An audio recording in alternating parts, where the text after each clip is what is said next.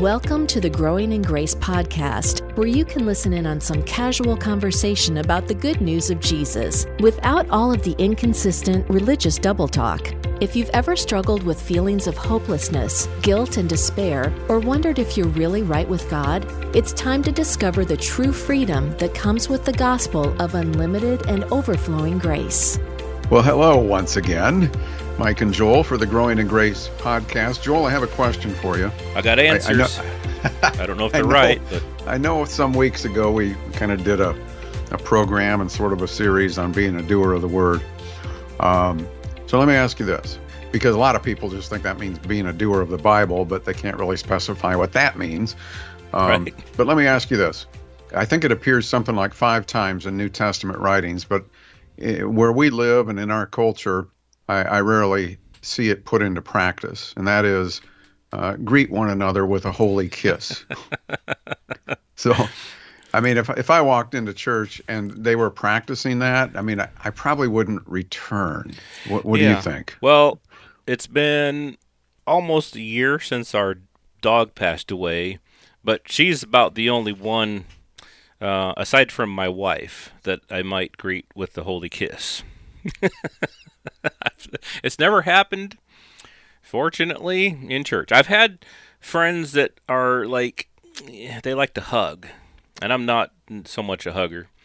I'll hug a person. I know, but see, is that even scriptural, though? I mean, it said kiss. So, well, I mean, if you're going to be a doer of the Bible, I know I'm not doing what the Bible says. It's repeated by different people. Greet one another with a holy kiss. So I just wonder why we're not doing that. Maybe we should start. It's biblical, like you say, and it's if a person's going to be a doer of the word. Biblical. That word right there. Biblical. Is it biblical? I know we've done programs on this before, but here's the dirty little secret. All the people out there touting whatever it is that they believe in regarding things inside the Bible, they can pretty much come pretty close anyway to making almost anything biblical based on how they teach it. Yeah. I knew that would set you off just by me saying that word. Well, I wasn't set off by it. No, but I know. Don't ever say it again. That's all I'm asking.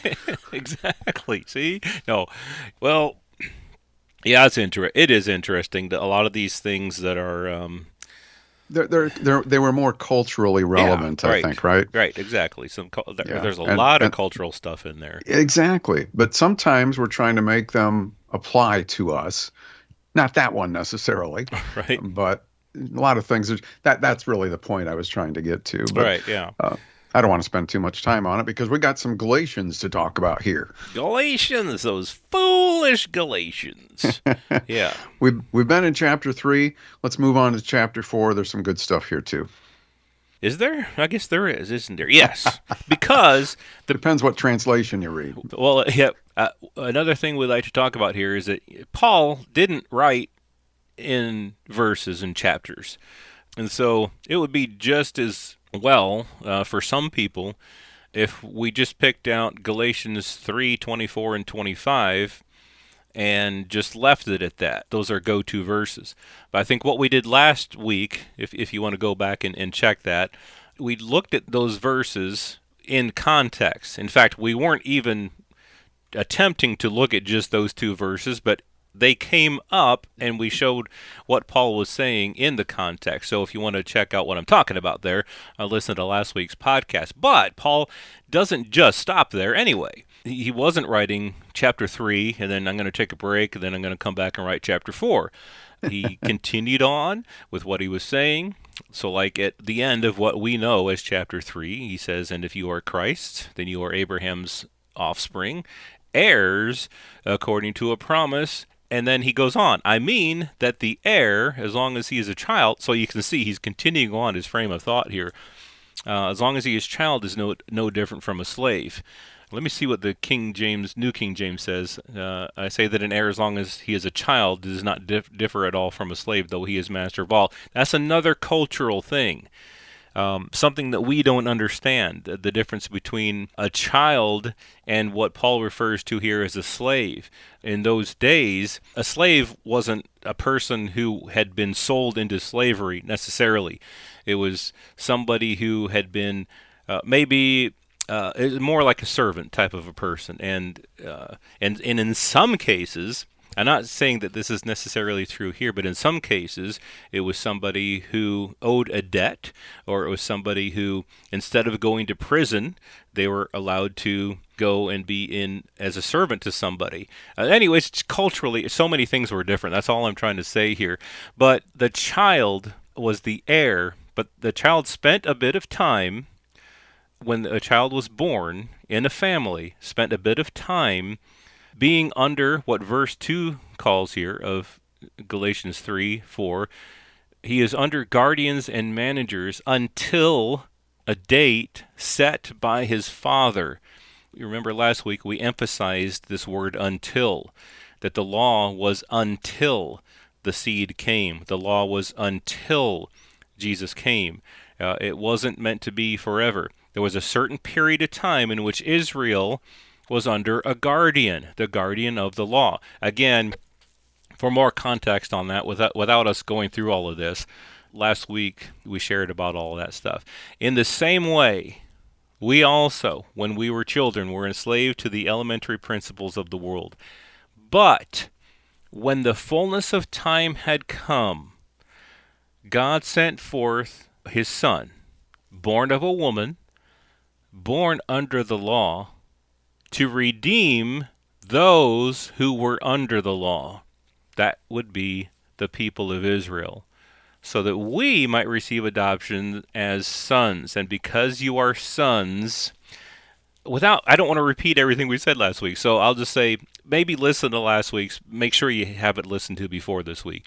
And because you are sons, God sent the Spirit of his Son into our hearts, crying, Abba, Father. So you are no longer a slave, but a son. And if a son, then an heir through God. But all of this happened. It came about because the law was set in place for a certain time for Israel, holding them, imprisoning them, confining them under sin until a certain time when this promise of Jesus Christ through faith would come. That time came. The law was done away with. The age of faith has come, if I could just put it that way, this time where faith was revealed. And now anybody, Jew or Gentile, can come to Jesus Christ, can come to God by faith, all because of that promise that he made to Abraham 430 years before the law. But all this shows that there was a time period for the law, and then when the fullness of time had come, God picked a time when Jesus would come, and Jesus came, born of a woman, born under the law, to redeem those who were under the law, and then this adoption as sons came. No longer slaves, no longer just mere children, but sons, full-fledged sons of God. A lot of good stuff there. You know, when we were talking about the law being a guardian last week, and he continues with that here in chapter 4. You know, in that culture at that time, especially with the young Jewish boys, they were assigned not necessarily a slave per se, but somebody who sort of became a member of the family and was participating and sometimes even in charge of the upbringing of the boys and their moral standards. They would be the strict disciplinarian instead of the father. Mm-hmm. And so that's what Paul is talking about here at the beginning of chapter 4, the child being under the tutorship of guardians and stewards until a time appointed by the dad. So he gives that example in the real world, and then he explains we were children in bondage under the elements of the world, but when the fullness of time had come, God sent forth his Son, born of a woman. Jesus was born under the law. Don't miss out on that in case you missed it the first time. He was born under the law. The old covenant was still in place. It was when he died and rose, the sacrifice, that brought the new covenant into place that Paul talks about in other places. And he's going to talk about it here too, and maybe we'll skip down to that. But I think the important thing here with what I just mentioned is that Jesus was born of a woman born under the law to redeem those who were under that law, the Jewish people, of course. that we might receive adoption as sons. And then he goes on to say, and because you are also sons, God sent forth his Spirit of his Son into your hearts. We're no longer a slave, but a son. We're an heir, like we mentioned last week. So now he does go into some other stuff here, but we're not necessarily doing, even though we did a lot of it in chapter 3, we're not necessarily going verse by verse here. I think maybe within the context of what we've been talking about, going down to Galatians 4:21, Paul says, tell me, you who desire to be under the law, that Mosaic law, do you not hear the law?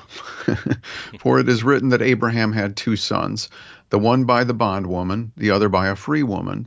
But he who was of the bondwoman was born according to the flesh, and he of the free woman through promise, which things are symbolic. For these are the two covenants, the one from Mount Sinai. What came from Mount Sinai? The law, the stone tablets. The one from Mount Sinai, which gives birth to bondage. That's the one covenant. That came through Hagar. Mount Sinai corresponds to Jerusalem, which now is and is in bondage with her children. But the Jerusalem above is free, which is the mother of us all. So we have this comparison here between the two covenants, using Hagar and Sarah as examples of one that brought bondage and one that brought freedom.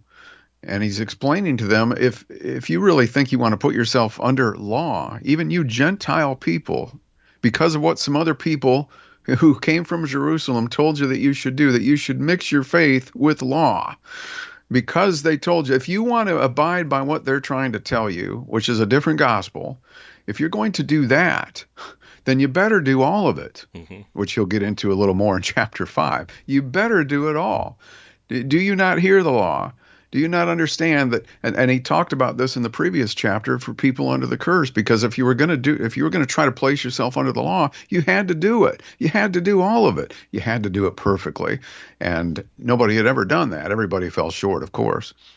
Right. And I think that's the thing that people don't necessarily understand today, because we could use these same words of Paul in Galatians 4:21 with people in the church today. Tell me, you who desire to be under the law, do you not hear the law? I think another version says, do you not know what the law says? And I think his tone here is more, don't you get it? You don't even understand. You say you want to be under the law, but you don't even know what the law says. Because if you knew what the law said, you would not want to be under it. And so he's been explaining it, and he goes on to explain it some more, like you had read, talking about the one being bondage, being under the law, the sons that Abraham had representing being under the law versus being free. There's something to really point out there, too, is that he's saying here, Paul is saying that the law is bondage. Being under the law is bondage. Being under grace, being in Jesus, is freedom. They're two different covenants. The one from Mount Sinai, like you said, and that giving birth to bondage. And then that's Hagar, not the comic strip character Hagar the Horrible, but it's whenever I see Hagar, I remember my younger days reading the Sunday paper, and there was Hagar the Horrible. And then I didn't even know that was a person from within the pages of the Bible. And then when I heard about Hagar, when I started reading the Bible, it threw me for a loop. Hagar was like a Viking. But anyway, so Hagar. I never did understand that cartoon. I was more of a Family Circus guy. Oh, yeah, I liked Family Circus. And Garfield and Beetle Bailey, I think. Beetle Bailey. But Beetle Bailey is found nowhere in the Bible, so I don't know what to do with it. I thought it had something to do with the curse. Oh, it could be. But I loved those Sunday morning comics because they were in color, and the weekday comics were shorter and black and white. But Hagar, Mount Sinai in Arabia, corresponds to Jerusalem, which now is in bondage with her children. But the Jerusalem above is free, which is the mother of us all. And all of this has to do with whether you're under the law and under bondage, or whether you're in Christ and free. Now we, brethren, verse 28, as Isaac was, are children of promise. Again, go back to, you can go all the way back to near the beginning of chapter 3 to find out what that promise was. The promise given to Abraham of being justified by faith. But he who was born according to the flesh persecuted him who was born according to the Spirit, even so it now is. Paul can testify to that because he was on both sides of that. He used to, as a Jewish Pharisee, he would persecute those who were born according to the Spirit. He would persecute those of the way. He would persecute believers who believed in this Jesus and who said that the law was done away with. But nevertheless, what does the Scripture say? Paul says here, it says, "Cast out the bondwoman and her son, for the son of the bondwoman shall not be heir with the son of the free woman. So then, brethren, we are not children of the bondwoman, but of the free." And I've kind of sometimes related to this to the bondwoman and her son. Why did it say "and her son"? The fruit that came from the bondwoman was bondage. Paul talked about how under the law he bore fruit to death. But when Christ came, and in Christ he bore fruit to God. So in freedom, the bondwoman and her son, to me, represents the law and the fruit that comes from it. I may be reading into that myself, but I've always thought of it that way. And so then, brethren, we are not children of the bondwoman, but of the free. Well, with what you just said, verse 24, gave birth to bondage. That's what came from the law. It gave birth to bondage, to slavery. That ministry, every commandment that came from Mount Sinai, either engraved or written on stones, was a ministry of death and condemnation. But the good news here is that last verse of the chapter, "So then, brethren, we are not children of the bondwoman, but of the free." So Paul is making a big point there before he continues. This is all one big context here. He continues along these same lines in Galatians chapter 5. So I think we will need to look forward to that on the next program here on Growing in Grace. This has been Growing in Grace with Mike Kapler and Joel Brieseke, heard online through various internet sources around the world each week. Access past programs by visiting growingingrace.org. Share it with a friend and listen again next week for more Growing in Grace.